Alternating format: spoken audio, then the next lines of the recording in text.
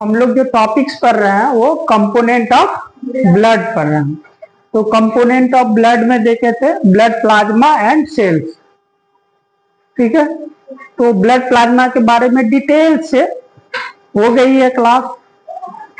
अब सेल्स है, तो सेल्स में आरबीसी हो गई है, हीमोग्लोबिन हो गया है, आरबीसी में ही रिलेटेड जो क्वेश्चन आता है नीट में और कोई भी कम्पिटिटिव एग्जामिनेशन में यदि बायो से क्वेश्चन रहेगा तो और जब एरिथ्रोसाइट्स हो गया, ल्यूकोसाइट्स, ल्यूकोसाइट डब्ल्यूबीसी। तो WBC defence system of our body होता है, defensive system of our body. तो उसमें हम लोग पढ़ रहे हैं डब्ल्यूबीसी में दो टाइप पढ़े थे, एक ग्रेन्युलोसाइट्स, दूसरा ए ग्रेन्युलोसाइट। तो ग्रेन्युलोसाइट्स में पढ़े थे न्यूट्रोफिल्स, ठीक है, ग्रेन्युलोसाइट्स में न्यूट्रोफिल। अब जो होगा आज जो क्लास होगी वो बेसोफिल्स। क्या होगा? बेसोफिल्स। तो न्यूट्रोफिल्स का मेन फंक्शन देखे थे कि वो फाइगोसाइटोसिस करता है। जो भी हार्मफुल पैथोजेंस आता है, पैथोजेंस डिजीज कॉजिंग ऑर्गेनिज्म, ऐसे ऑर्गेनिज्म, ऐसे माइक्रोब जो डिजीज कॉज करता है, ठीक है, ह्यूमन को। तो वो क्या करता है, न्यूट्रोफिल्स उसको इनगल्फ कर लेता, निगल जाता है, फिर अपने उसको क्या करता है, न्यूट्रलाइज कर देता है। क्या करता है? न्यूट्रलाइज कर देता है उसको। तो फाइगोसाइटोसिस का काम करता है न्यूट्रोफिल्स। इतना बात समझ में आ गया? देन वो लार्ज नंबर में रहता है, न्यूट्रोफिल जो रहता है वो लार्ज नंबर में रहता है। तो नीट के पॉइंट ऑफ व्यू से, नीट पॉइंट ऑफ व्यू से ये इंपॉर्टेंट दो फंक्शन यहाँ पे याद रखना, ठीक है, कि ये फाइगोसाइटोसिस करता है और इसको, इसका जो स्टेनिंग होता है, जब इसका स्टेनिंग होगा, आप लोग बैठिए, जहां जगह मिल रहा है वहां बैठिए।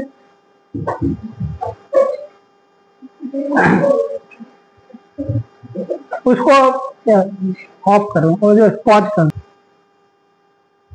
तो न्यूट्रोफिल्स का मेन फंक्शन क्या जाने? फाइगोसाइटोसिस करेगा, जो हार्मफुल पैथोजेन होगा उसको इनगल्फ करेगा, ठीक है।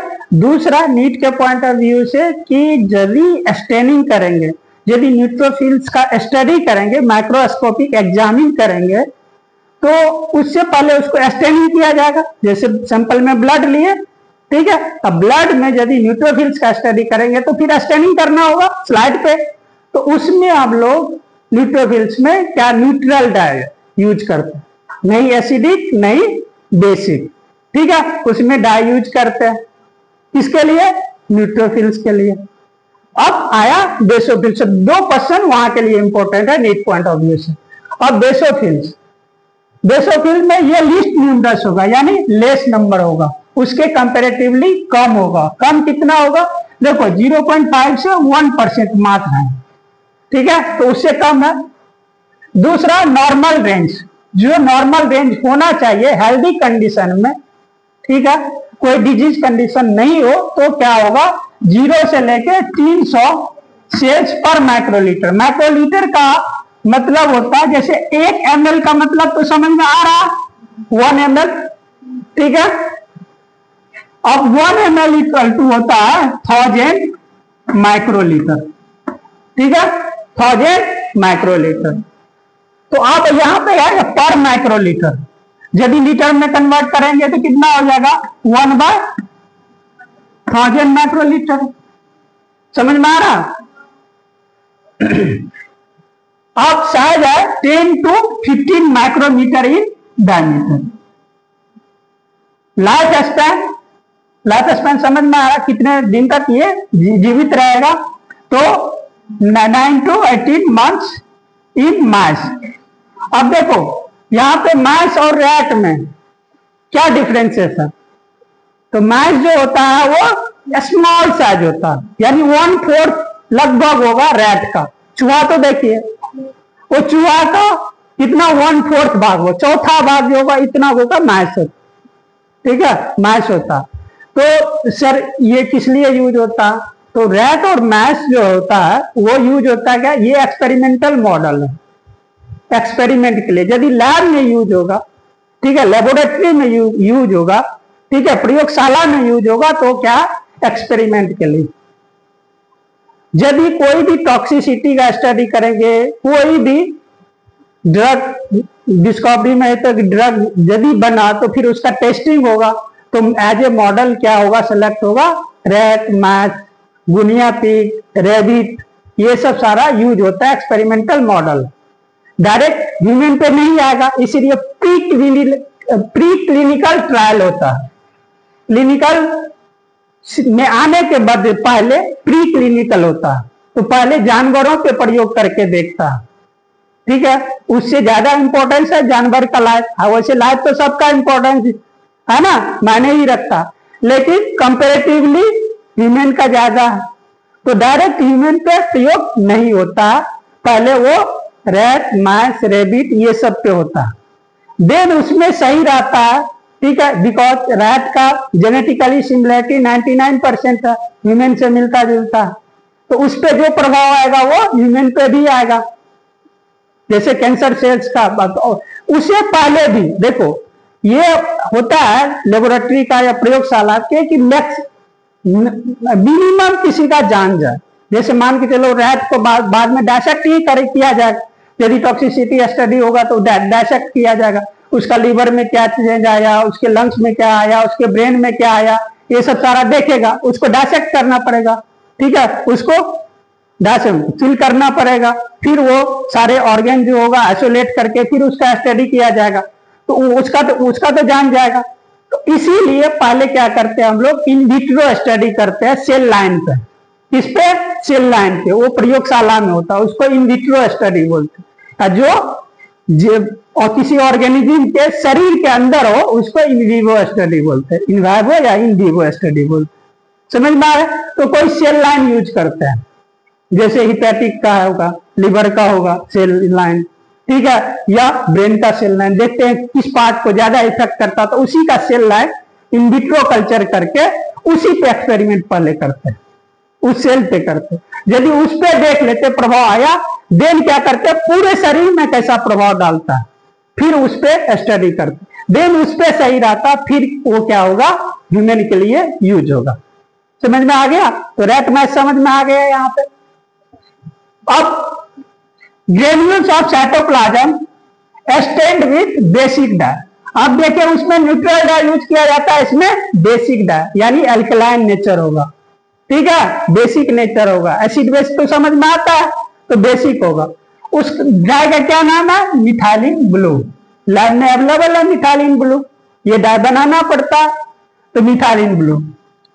अब functions, that means immune responsiveness, बोले कि ये इम्यून सिस्टम इम्यूनिटी प्रोवाइड करता है, तो ये इम्यून रिस्पॉन्सिवनेस रिस्पॉन्स करेगा किसके अगेंस्ट में, पैथोजेन एंड पैरासाइट। कोई भी पैरासाइट्स है, पैरासाइट्स में एक दो पैरासाइट्स का नाम बताओ, जैसे प्लाज्मोडियम हुआ है, मलेरिया पैरासाइट्स, क्या प्लाज्मोडियम ही है तो, और लिस्मेनिया डोनोवानी है ना कालाजार के लिए, ये सब क्या है, पैरासाइट है, क्या पैरासाइट है। तो immune response against pathogen and parasite. Pathogen में माइक्रोब्स हो गया, फंगस, बैक्टीरिया, ये सब सारा क्या हो गया, पैथोजेंस हो गया। अब कहता है इन्फ्लामेशन, तो एक्ट करेगा किसमें, इन्फ्लामेशन में, इन्फ्लामेटरी रिस्पॉन्स। तो इसमें क्या करेगा, बाय रिलीजिंग हिस्टामिन। तो हिस्टामिन क्या होता है, केमिकल सब्सटेंसेस होता है, ये बेसोफिल और मास्ट सेल, यदि टिश्यू पढ़ेंगे तो वहां पे पढ़ेंगे, मास्ट सेल भी सेक्रेट करता है हिस्टामिन, एंड बेसोफिल भी हिस्टामिन सेक्रेट करता है। तो और ये किसमें होता है, एक्ट करता है इन्फ्लामेशन में। इसके अलावा हिपेरिन, हिपेरिन का एक और फंक्शन है, ये क्या करता है, ब्लड क्लॉटिंग करता है। आइए सेरोटोनिन एंड सेरोटोनिन, ठीक है। तो ये बहुत नीट के पॉइंट ऑफ व्यू से बहुत ही ज्यादा इंपॉर्टेंट हो गया ये कि बेसोफिल जो होगा वो हिस्टामिन रिलीज करता है, नीट में पूछा हुआ क्वेश्चन है। हिपेरिन भी सेक्रेट करता है और सेरोटोनिन भी सेक्रेट करता है, ठीक है। वेरी वेरी इंपॉर्टेंट ये पॉइंट आ गया नीट के पॉइंट। नेक्स्ट फंक्शन में इट इन्फ्लुएंस इम्यून सेल, ये दूसरे को भी प्रभावित करता है। कैसे प्रभावित करता है? कि कहता है कि यदि इस तरह का इंफेक्शन है तो एसिनोफिल्स को कहेगा तुम एसिनोफिल्स बढ़ाओ, ठीक है। सेल्स में क्या होगा? एसिनोफिल की संख्या बढ़ेगी, मोनोसाइट्स की संख्या बढ़ेगी और टी लिम्फोसाइट्स की। ये जो होता है ये स्पेसिफिक इम्यूनिटी प्रोवाइड करता है। डायरेक्ट जिस तरह का पैथोजेन होगा, जिस तरह का एंटीजेन होगा, उसी टाइप का एंटीबॉडी तैयार करेगा, उसी तरह का ये हथियार से उसको वार करेगा। जैसे ब्रह्मास्त्र के बदले ब्रह्मास्त्र छोड़ेगा, समझ में आ गया? तो वही उसी टाइप का वो क्या करेगा, वो उस तरह से एक्ट करेगा। समझ में आ रहा? तो एंटीबॉडी कौन सेक्रेट करता है? बी सेल्स, ठीक है।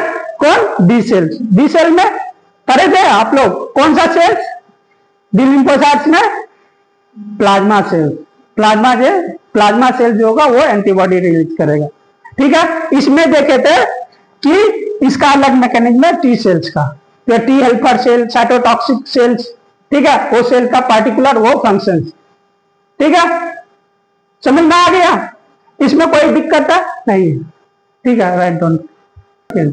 तो देखो बेसोफिल में एक छूट गया था, तो उसका न्यूक्लियस जो होगा वो ट्राइलोबेट होगा। न्यूक्लियस जो होगा वो ट्राइलोबेट होगा। क्या होगा? ट्राइलोब होगा, ठीक है। क्या होगा? ट्राइलोबेट। इसमें जो होगा बाइलोबेट होगा, ठीक है। दो लोब होगा, इसमें जो होगा दो लोब होगा, इस तरह से क्या होगा? दो लोब होगा इसमें। तो इसका देखे 2 से 3% ऑफ WBC। साइज जो होगा 10 to 14 micrometre in diameter. Nucleus bilobate. Life span few days, 1 days भी हो सकता है, 2 डेज भी हो सकता है, 1 वीक भी हो सकता है, few days. Granules stained with acidic dye, इसमें ये भी इंपॉर्टेंट है, एसिडिक डाई। डाई यूज होगा क्या? ईओसिन, ठीक है। एक में मिथाइलिन ब्लू हो रहा था, इसमें ईओसिन हो रहा, जिसका नेचर एसिडिक है। क्या? एसिडिक है। अब it protects the body from parasites, allergens जो एलर्जी कॉज करता है, और बैक्टीरिया को न्यूट्रलाइज करेगा, एंड अदर हार्मफुल पैथोजेन, और भी कोई पैथोजेंस होगा उसको भी ये क्या करेगा? न्यूट्रलाइज करेगा, उसको किल करेगा। कौन? एसिनोफिल्स। तो अब सभी का फंक्शन पता चल गया, न्यूट्रोफिल्स, बेसोफिल्स एंड एसिनोफिल्स। अब आएगा ग्रेन्युलोसाइट्स में। तो ग्रेन्युलोसाइट्स में लिम्फोसाइट्स देखे थे और मोनोसाइट्स, ठीक है। लिम्फोसाइट में देखे थे D lymphocytes and T lymphocytes, ठीक है। अब जाके ये कंपोनेंट ऑफ ब्लड लगभग खत्म हो जाएगी जब एक क्लॉटिंग फैक्टर, ठीक है, blood clotting, mechanism of blood clotting, ठीक है। इसके बाद ये कंपोनेंट ऑफ ब्लड ऑलमोस्ट खत्म हो जाएगा।